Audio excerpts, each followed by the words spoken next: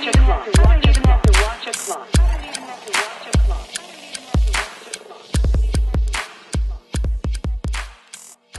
Hello and happy Monday. Welcome to the Bold Moves podcast. I'm the host, Mandy Bryce, and I have another fantastic interview for you today. Today I chatted with Steven Picanza, who is a fellow podcaster and half of the business and lifestyle called The Creative Hustler. And I could definitely identify both with his name of his business with his wife, as well as many of his stories, which I hope you will find as interesting and in some cases surprising as I did.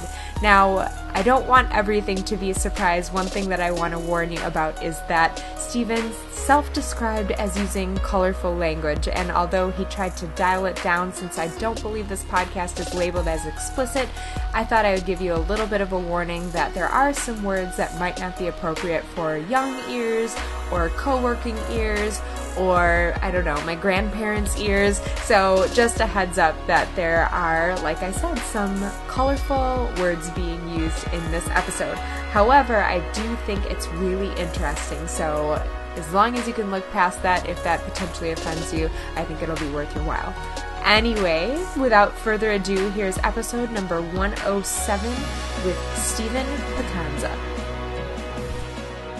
All right, everyone, welcome to the Bold Moves podcast. I am with Steven Picanza, who is just a short drive south of me. Welcome to the show, Steven. Thanks for having me, Mandy. Great to be here.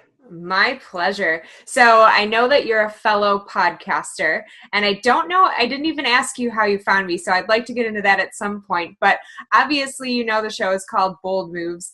I know you've made some in the past, and you have one coming. Do you want to kind of give me a little bit of your story so people understand why you're on the podcast? Sure, absolutely. My Cliff Notes version of my story essentially goes like this.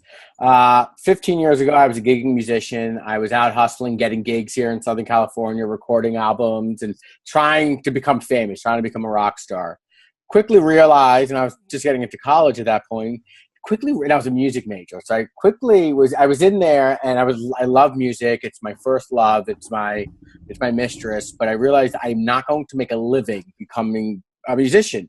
Okay. It dawned on me that all of a sudden, you don't get a college degree in music and get a Grammy or a recording deal. And I'm not touring, large stages. I'm out playing restaurants and trying to scrap together $75 a night.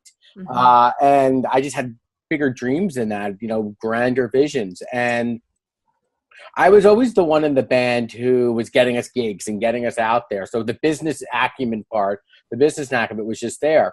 Around that same time, I was doing dinner theater shows, and I was doing a version of an Italian-American dinner theater, and I was loving it. I got to do improv. I got to make people laugh, and there was an internship available. So I took the internship that I needed for my major, which was business marketing, and I, again, was out hustling. I was hustling shows. I was out hustling, talking to concierges, getting concierges to shows, comping, meals, trying to, foster press and get attention. And one of the guys that I met in that show, he was a web designer. We were around the same age. And he was like, "Hey, man, I'm a web designer. If you ever have any projects or anything, just let me know and we can chat." So I remember sitting with him and saying, "Hey, man, I got this idea for, ABC business." I forget what even it was. Let's start chatting about it. And literally a couple of months later, we started our first agency. And we were out marketing clients. And we were doing podcasting back in 2008, just calling it online radio. It wasn't even a podcast. It was like we had an online radio show. So we had the agency from 2008 to 2012, and we were very green in business. We were learning everything the hard way, how to manage everything from expectations to clients, to cash flow. Everything was just, we were making mistakes first. In that time, we had a startup software that we actually created as well. So we were trying to manage both things. And honestly, Mandy, my life fell apart within six months. Everything that I built over that last decade just exploded in front of my face. The business and we saw it coming, and we were making the effort while we were closing our doors. And so that was big, 5 years building something that we thought was going to be, we thought we were going to be the next fucking Ogilvy. Just it wasn't there, and so we made that decision. And then I was in a long-term relationship with, over the course of 1 or 2 nights, left me basically homeless, with no place to live, and kind of sleeping on my futon in my office. And so relationship had failed, business was failing, and then I was walking in the streets here in San Diego, actually moving my car from a parking lot, and I got assaulted and shanked in the neck by a homeless guy. Oh my gosh. In broad daylight. Just when you thought things couldn't get worse, in sunny San Diego, you got shanked in the neck by a homeless guy. I got shanked in the neck. So I assume unprovoked. It was, you know what? San Diego, unfortunately, has a homeless issue, as do a lot of Southern California cities, and wrong place, wrong time on the other end of some schizophrenic, manic depressant. Wow. It was eye-opening and shocking. And I remember, Mandy, thinking to myself, like, this could define me, right? I could let this, right? Like you just said, just when I thought couldn't get any worse, it did. I could let that, I could play that martyr card. I could play that poor me card, or I can just use it as my renaissance. I can use it as my opportunity to do me, and to put my ideas down on paper and actually build the life I want to build. And that's what I did. And I remember it was one of those, my coming back from that, it was a puncture wound, and it was more of like the act that something like that happened. I had a bandage, cops came, ambulance came, didn't hit my jugular. I wasn't, bleeding out in the middle of Fifth Avenue or anything. Certainly was bleeding, but not bleeding out. And it was just like, what the hell? What is going on to me? And I used that as fuel. And that's when actually the idea of the Creative Hustler really started. And that's when it took shape. I had the opportunity to do a talk at one of the local universities here to their graduating class in their ad club. And it was all about, basically, you're going to graduate college, and just because you have a degree doesn't mean, you're going to get every ad agency wanting to work with you. Sure. And you're not all of a sudden going to work on the Nike account. You're going to have to hustle. Yeah. You're going to have to get out there, and you got to meet the right people. You have to network the right way. You have to know how to be tactful, and you have to have this idea. And so originally I did a talk. It was called How to Have Creative Swagger. And from there, it just morphed into this idea of the Creative Hustler, which I sat on for like 4 years and didn't do nothing with until I was given the opportunity to do a keynote at a conference last year and a half ago now in London.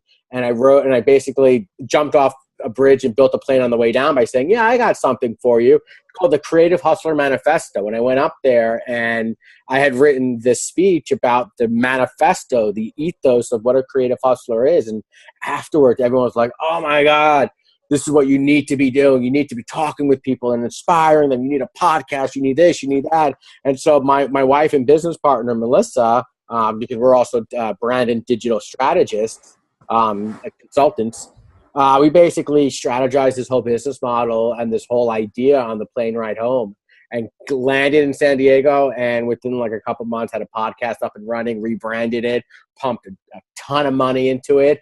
And here we are a year later. So quite the journey we've been on thus far.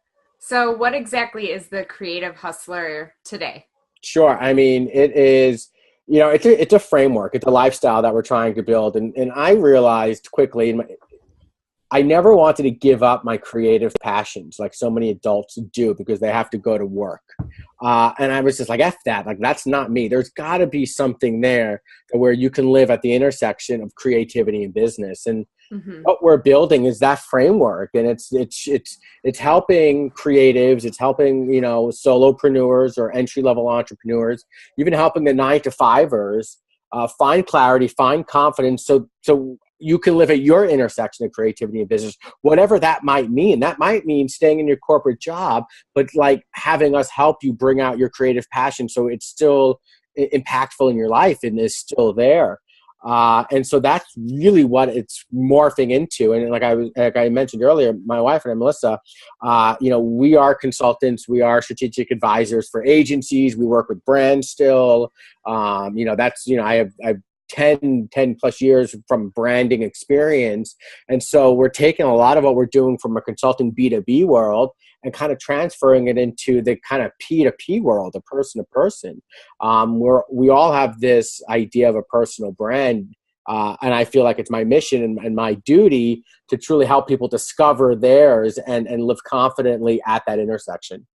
I love that. And I absolutely love that you talk about the intersection of, what is it, career and creativity? The intersection of creativity and business. Creativity and business, because I feel like we have a lot in common with both our podcasts and kind of life missions, as well as, I wasn't a musician or am not a musician, but I'm a makeup artist. And so I can identify with the fact that, you 100%. don't decide you're a makeup artist and the next thing you're, doing makeup for the Emmys. I don't know. Exactly. Not all of a sudden on the red carpet. Exactly. And so same type of experience I've had, but my podcast mission is to show other people the bold moves that everyone else is making so that they can see, like, yeah, you can find that yourself. And I love that you say wherever your intersection is, because it could be closer to the corporate. Yeah. No, absolutely. Because I think people get the misconception of, well, I'm not a designer. I'm not creative. I'm not a painter. I'm not creative. Right. That's kind of that's bullshit in the sense of, like, we're all creative in our own sense. You could be doing corporate tax, but you could still be doing it creatively. You could still be inserting creativity into your life. And so it really spans that gamut. And I think that preconceived notion that we have that, oh, well, creatives are these kind of people, we're put in that box, you're killing that inner child inside of you. And I don't ever want to kill that inner child inside of me. Perfect example, about a month ago, I got the opportunity to see Tony Bennett live in concert. Now, the man is 91 years old, and he is up there on stage, and he's in the pocket. He's killing it. He's with a little 3-piece band. He didn't forget a lyric. He's doing banter with the crowd. And I follow him on social, and when he's not gigging, when he's not playing music, he's painting. And he's enjoying these other aspects, whether it's gardening or painting. And it's like these little hobbies, these little passions that I think there's a whole generation of Americans that have gotten rid of that. We work till we're 65 and then we get to enjoy life. No. Right. That's wrong. No. And life starts now. What, life starts when we're 65? That's ridiculous. And it's an absolutely ridiculous thing to think about, that life starts when you retire. No, life starts today when you say it does. And that's what it comes down to. That's that intersection right there. I love that. And I recently saw a brain specialist speak, and he was talking about how doing those creative things, like especially if you're using your hands as well, like painting, or his example was like crocheting and knitting. He studies a lot of people with the Alzheimer's symptoms, and a lot of times it's misdiagnosed, but he finds that one of the things that helps is actually continuing to use your brain in a creative way. Yeah. Helps stave off Alzheimer's, which is a pretty good reason if happiness isn't enough to stay doing something creative. I think not an issue with that, but like, by that point, is it too late? You haven't made it a habit. Like, all of a sudden you can't be like 70 losing your marbles and being like, wow, I want to be Bob Ross now. Like, maybe you can, but like those are like habits to where, what were you doing those other 70 years where, like, those habits right there? And if you are not being able to remember your habits, then that's difficult. But it's exactly my point. Like, I don't want to get there and somebody tell me you need to be creative. Like, no, you need to go play. Right. That idea of play, which we abandoned. I think it's never too late to start, but I guess my point that I was getting at was that, if you're doing that now, then you are potentially saving yourself from a lot of, I hope so, rough road ahead. I definitely hope so. So I'm curious, if you don't know the answer or if it's developing, that's fine with me. But I'm curious if you know what your purpose is. And if so, if you don't mind sharing it with us.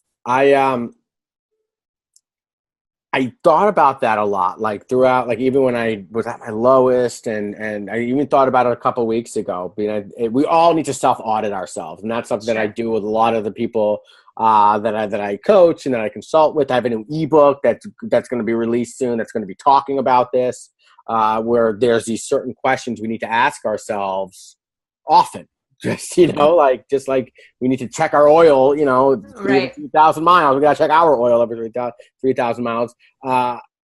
My purpose is to create things for other people's benefit or enjoyment.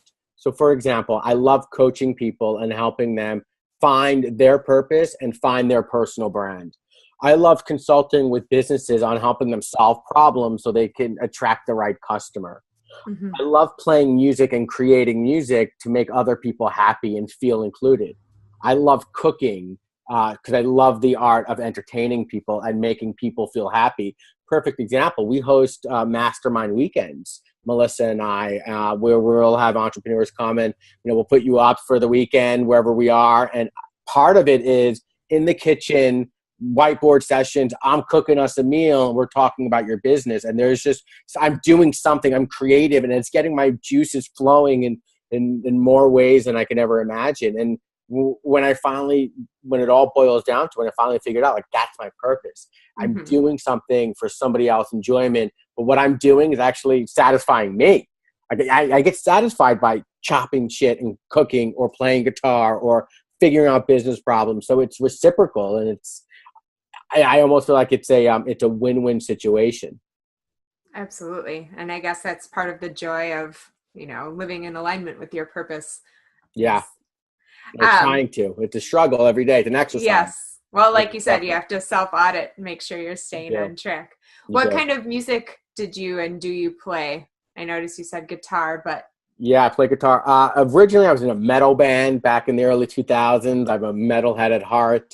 Then I started playing jazz. So I played like a lot of standards, and I was in like a jazz group for a while. And I'm like, by no way, guys, am I a jazz cat. Go up there and, and do all that. But like, I was more like a comping jazz player. And I had mentioned that I was doing improv dinner theater. And a couple of the guys in my dinner theater show are musicians. There was a saxophone player and there was a drummer. And we actually formed a jazz group, and we probably gigged out, every weekend for 3, 4, 5 years. And we made a living, playing music, and it was a tough one. But I didn't have a job at that point. I had the agency that I was working on, and I had my music career. So it definitely spans. I just, at this point, I'll play with anyone and anything, and I just want to jam.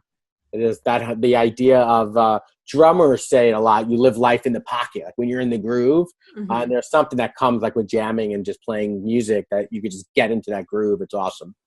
I love it. It sounds fun. Yeah, totally. So I'm curious, and this could have been the homeless man stabbing you in the neck, but it could have been something else. I'm curious, what is the scariest thing you've ever done? I guess you didn't do that. That happened to you. So what's the scariest thing you've ever done?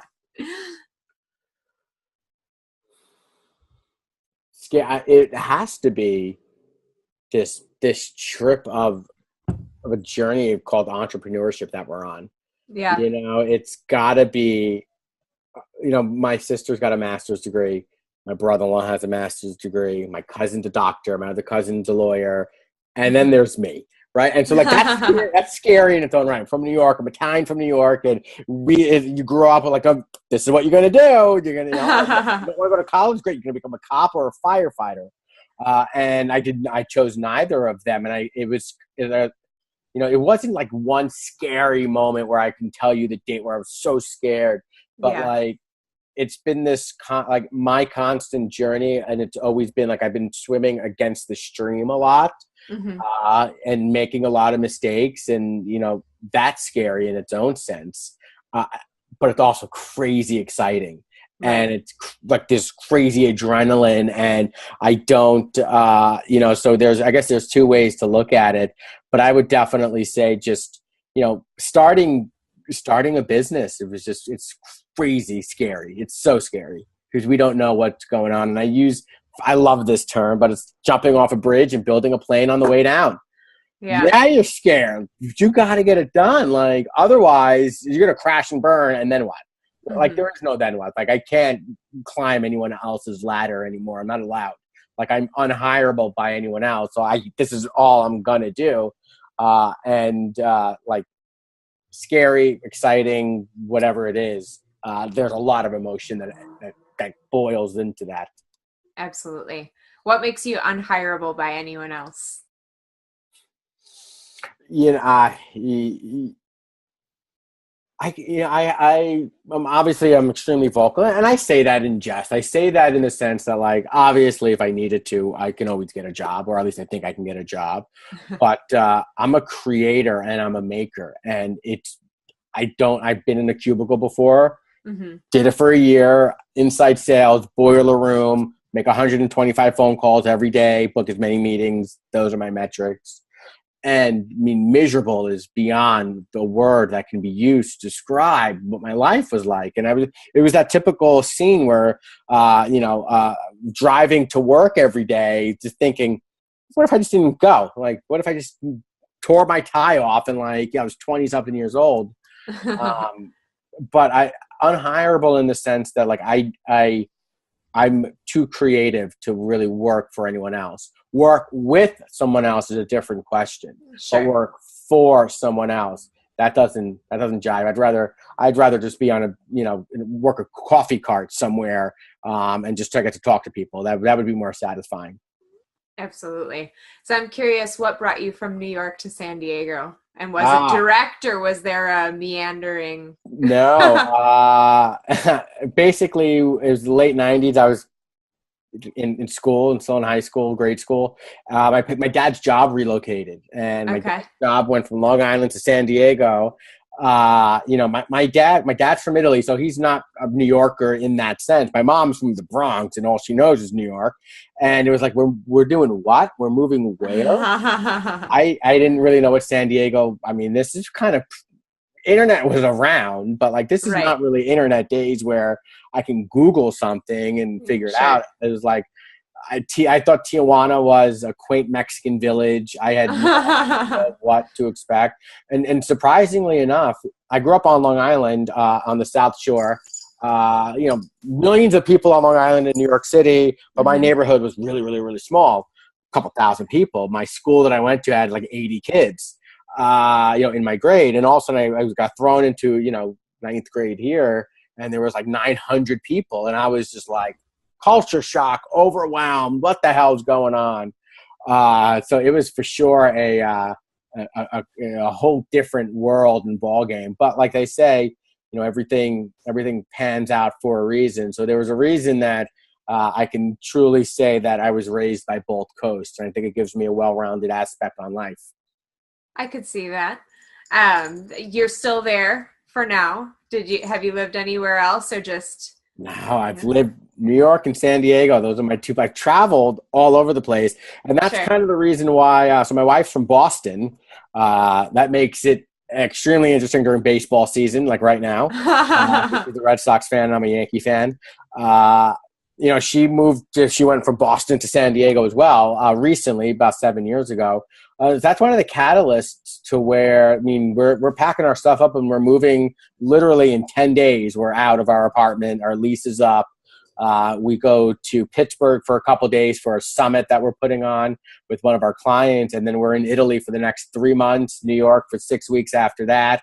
And then maybe possibly back to Italy for the next 4 or 5 months. Just one of those, why not? Let's just do it. Let's just get out of our comfort zone and explore what this world has to offer.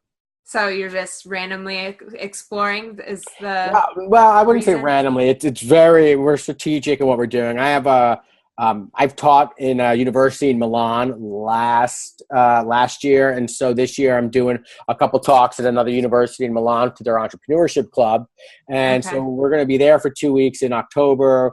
November, we're doing some traveling around. We're working. Still have our clients, our consulting clients, and our coaching clients. So we're in Airbnbs, we're in co-working spots. We're just different time zone. And then we're going to settle down in Sicily for 6-7 weeks, November into December and the holidays, and just kind of hang out there until we go back to New York. So I'll be in New York for a couple of days. There's a trade show I go to in New York, and then I teach. I'm doing a series of lectures at Drexel University in Philadelphia on branding and brand strategy. So I'll be there through middle of February, and then we turn that page, man. It's like, We'll see. It's blank. I don't know, which is So, so weird to think about. so if somebody is curious about where you're heading or even wants to see the travels that you already know you're going to be doing, where can they follow you online as well as, if they're interested in the branding and Creative Hustler? Sure. Just go to our website, thecreativehustler.com. On there, you could follow our Great Escape, was what we're calling it, where, we're going to be documenting our journey. On there we have videos and all that stuff. And then on social, I'm really active. I mean, I personally love Twitter, so you can just connect with me on Twitter. Okay. Just look up my last name, Picanza, and I'm one of the few. There's a couple Okay. of us around, but most likely if you just type in Picanza, you could find way too much information about me. An overload of information. I say the same thing about me, but now that I'm married, it might be a little bit harder. Right. Speaking of, I wanted to ask you about your wife, how you two met and how her journey has kind of changed. Because I know you said she's your business partner now, but I'm curious how things led to where you are now. Yeah, I met her at a entrepreneur event, surprisingly. I was helping with one of the organizers. He was a friend of mine, and it was like a little bit of a mastermind kind of event. And Melissa, she was fresh here in San Diego, only here, I don't know, 8 months, maybe a year at that time, and just happened. I checked her in, and checked her out, I'm sure. checked her out. Oh yes. We started chatting and realized she was a Red Sox fan. Literally, this is how our first conversation went. I'm from New York. Oh, you're from Boston. And she looked at me. She's like, so we're fighting now because obviously I hate the Yankees or something along those lines. Sassy, I like it. For sure, sassy. And, we just kind of hit it off and we started texting. And, I was coming out of some shit. This is, a little bit after the whole 6 months of hell. It was kind of around that point. And we were just kept in contact and we were just hanging out. And, Melissa was studying media and she was bartending, but she was studying media and very East Coast, ideology of I'm going to go to college, and when I'm going to go to college, I'm going to get my 4-year degree in this, and then I'll be able to get a job in that. And I was like, no, you could start doing that now. You don't need the degree to start working in social media. You don't need a degree to start helping people like you want to help them. We got to do it now. Anyway, she got to work at, a couple of digital agencies, and she was working in SEO, and we were dating at this point, and I had actually gotten a job after my agency, after we closed our doors. I just wanted to go work for another agency. I wanted to not take on the responsibility of running a business for a while. So I went to go work for someone else. And so I was working at a branding shop, and she was at a digital shop. And, we have this theory that, in the agency world, when you get into your 30s, you become very much a target to get thrown out the door next, because you're usually getting up in price tag, and a lot of green kids are coming out of college. You can hire 2 or 3 people for that salary to do basically the same thing, so they think. So we both were out on our own within 6 weeks of each other, whether it was layoffs, corporate layoffs, or whatever you want to call it. So within 6 weeks, Melissa was not with her agency and I wasn't with mine. And we kind of looked at each other and we were like, listen, we're at the point of our life where if we're going to do this, we're all in, let's create a lifestyle here. Let's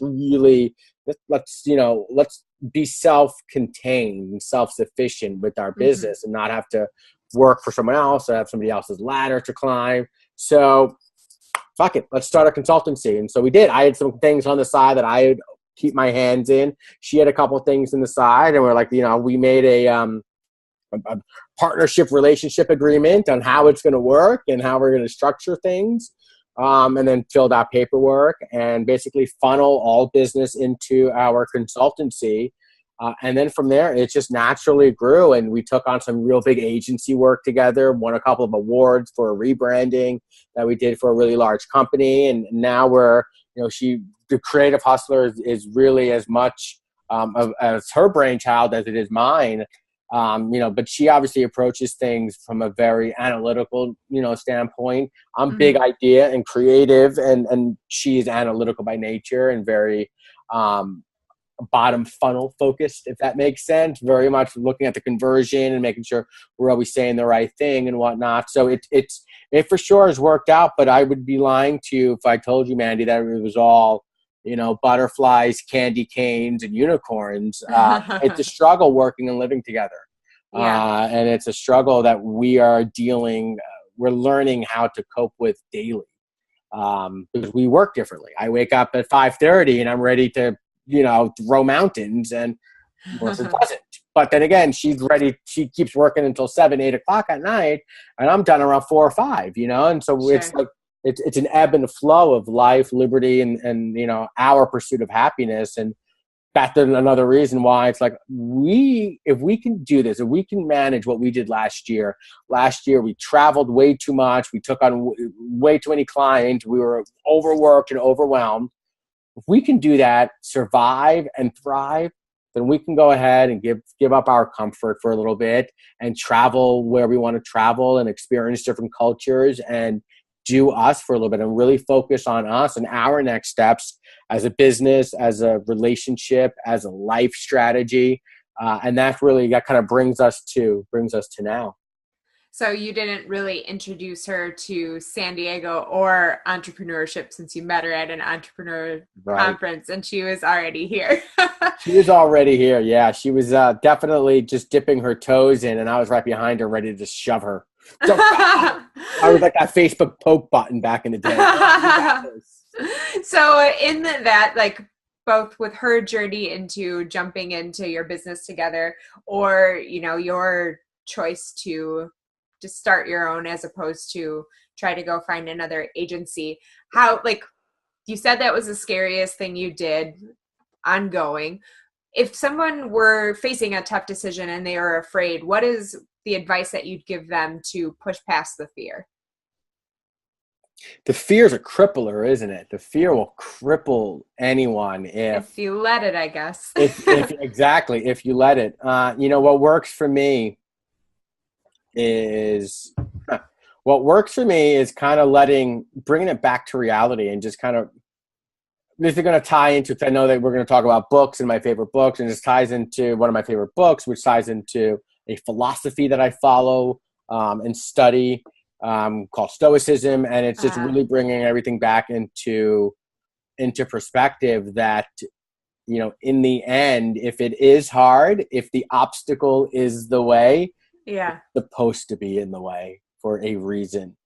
And that if I tell myself that, almost daily, that, it's supposed to be hard there, buddy boy. Like, if it was easy, everybody would be doing it. And if it was easy, it wouldn't be worth it like it is. And, that, yes, you should be crying in a corner once a week. That means that you're growing and that you're pushing past your own self-limiting doubts and beliefs, and that, you're progressing in the right direction. So I think that's what my advice would be, that, like, it's supposed to be difficult. You're supposed to have this fear, recognize it, become friends with it, and then take it with you, because, like, you just have to get through it. Like, you have one job on this planet, and it's to get through this. Like, don't F it up. I like that. So you already alluded to it a little bit. May as well go straight into the books. What's your required reading for the creative hustler, or anyone who's listening that might benefit from what you've read and enjoyed? So hands down, Marcus Aurelius' Meditations is on my nightstand. I have like 6 versions, one for every backpack I own and car. Like, that's my jam right there. Okay. To take it even further, like, my dad is actually named after Marcus Aurelius. So my dad's name is Marco Aurelio. And, wow, like, very close named after. Yeah, Marcus Aurelius being the Latin version, Marco Aurelio being the Italian version, because my dad's from Italy, and my dad had 2 brothers before him that had passed away at birth or whatever. So my grandparents decided, we need to give him a really strong, really noble name. So they named him, the greatest emperor really Rome had ever seen, Marcus Aurelius, and it was those teaching and those words that really brought me out of, like, the deep, dark despair of hell that I was in for 6 months. And actually, I wear a chain around my neck that you could see. It's actually a Roman coin of Marcus Aurelius from 180 AD or whatever it is, 2,000 years old. And I just, start here, that's where I started. Like, that's my start here book. Okay. And from there, I love The Alchemist Okay. by Paulo Coelho. I think that's a phenomenal book. And then we also mentioned the Ryan Holiday books. Ego is the Enemy, The Obstacle is the Way. He also had The Daily Stoic. And then a new one, his newest book, which is actually really good, called The Perennial Seller. Okay. This is all about being creative, and this is all about the creative aspect of life. We need to get that right. You can't rush it. And, you got all these fly-by-night. We have all these fly-by-night influencers that are out there that say, hey, I'll write you a book. I'll interview you for an hour, and I'm going to put out, a 200-page book with your name on it, and now you're an Amazon bestseller. The ego in the person says, hell yeah, I want it. Sounds easy. It's too good to be true. That's your ego talking, and the reality is, like, yeah, sure, you can do that, but is it going to be worth anything to anyone? No, Right. you didn't put anything into it. You didn't put your blood, sweat, and tears into it. You didn't think about your audience or what they're wanting, and audit your creative endeavor every step of the way and scrutinize over it. And I think Ryan Holiday is a phenomenal author and is a big influence in my life. And right now I'm on a big high with all the books that he's writing, because he's able to break down ancient concepts in modern times. And like Tim Ferriss calls Stoicism, it's an operating system that anyone can adopt. Mm-hmm.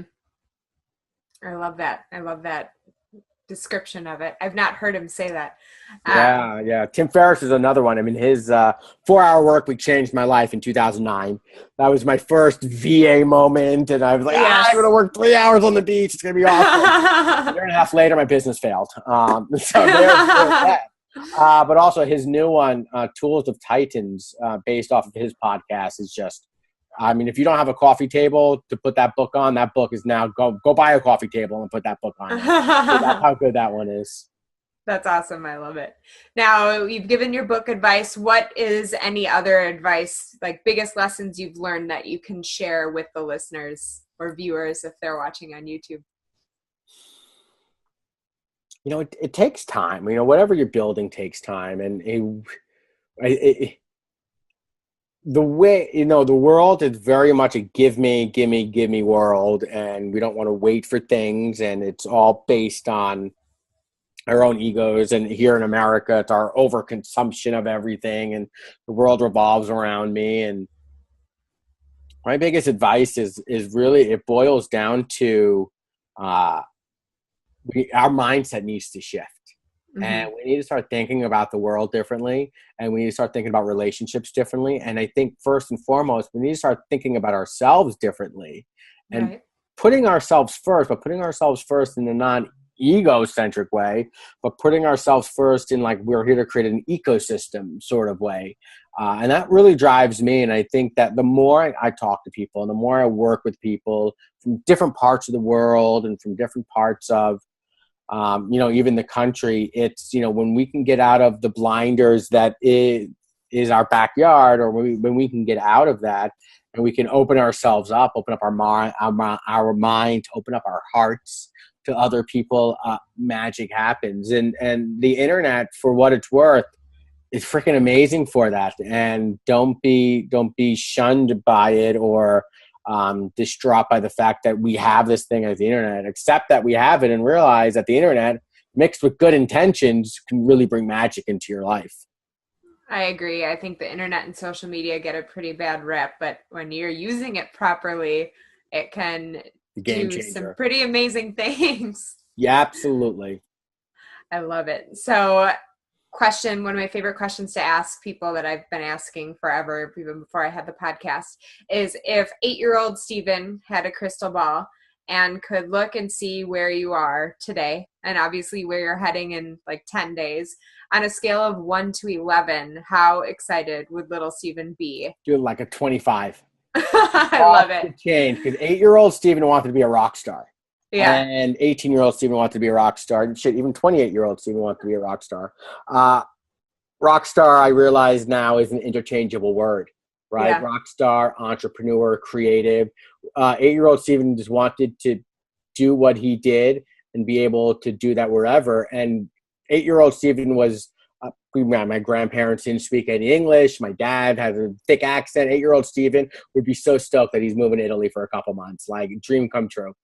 I was going to ask, are you going to see any of like your dad's family? Oh or yeah, absolutely. I have tons of Awesome. family there. Actually, my dad is at my parents are meeting us there for a couple weeks, and Oh, we're going fun. back to the town my dad was born and raised in. He hasn't been back to that town since he moved. He's been back to Italy numerous times, but hasn't been back to his specific town since Yeah. 1962, 63. So Wow. we're taking him. It's going to be a pretty epic journey for sure. That sounds awesome. I can't wait to follow it. Yeah, right on.